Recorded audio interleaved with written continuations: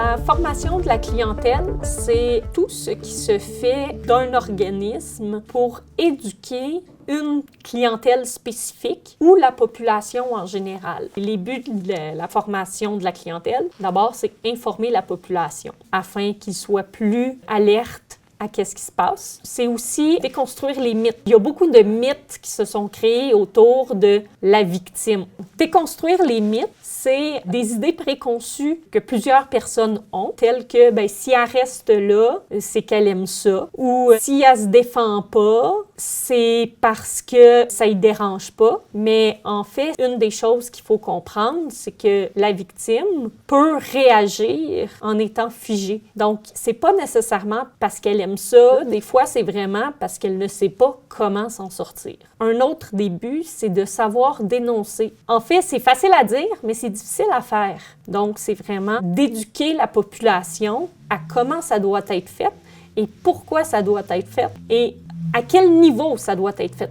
Les objectifs de la formation de la clientèle, c'est de faire connaître les facteurs de protection, c'est de faire connaître les facteurs de risque et de faire connaître les bons comportements parce qu'on se rend compte qu'il y a des phrases qui, des fois, sont dites de façon bienveillante qui, au final, se retrouvent interprétées de façon négative chez une personne victime. Je vous donne un exemple. Quand on dit à quelqu'un « c'est une super bonne personne, tu vas voir », et là, quand la victime se retrouve en couple avec cette personne-là, elle subit des violences. Mais les violences vont être liées directement entre la victime et l'agresseur. Alors, la victime va commencer à se questionner sur « mais pourquoi il est comme ça avec moi, puis qu'avec toutes les autres, il est gentil, donc ça doit être moi qui doit pas être correct. » Puis, ça va empêcher cette personne-là d'aller parler autour et d'aller valider. Donc, en réalité, ça vient compliquer la vie de la victime. La formation, souvent, se fait sur plusieurs séances. Donc, on peut voir un changement de la réflexion qui se fait peu à peu. Puis le changement ne se fera pas du jour au lendemain, mais va se faire sur le long terme. Fait que quand la personne va quitter la formation, ça va être en voie d'acquisition au lieu de « je vais juste y réfléchir ».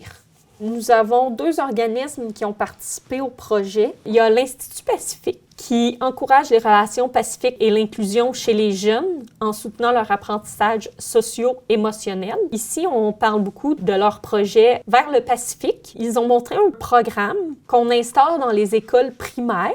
C'est la gestion de conflits par les pairs. Donc, c'est des jeunes au niveau de la maternelle première, deuxième année. Ils vont les informer que les plus vieux peuvent les aider à régler leurs conflits. Au niveau des troisième, quatrième années, là, on va s'en aller plus vers quelque chose de comment gérer soi-même un conflit. Et en 5e et 6e année, il va y avoir des jeunes qui vont être formés pour aller voir les autres élèves de l'école, puis que quand ils voient qu'il y a une situation problématique, ils vont pouvoir aller intervenir et jouer un peu le médiateur dans la situation, ce qui va finir par, à la longue, diminuer le besoin des adultes d'intervenir dans les conflits des jeunes. Et la dernière, c'est la maison d'aide Villa Saint-Léonard, qui est une maison d'aide pour les personnes vivant avec un problème de dépendance. Eux autres, ils font de la formation pour informer les gens sur c'est quoi la dépendance, comment s'en sortir et comment éviter de tomber dedans. Les formations au niveau de la clientèle,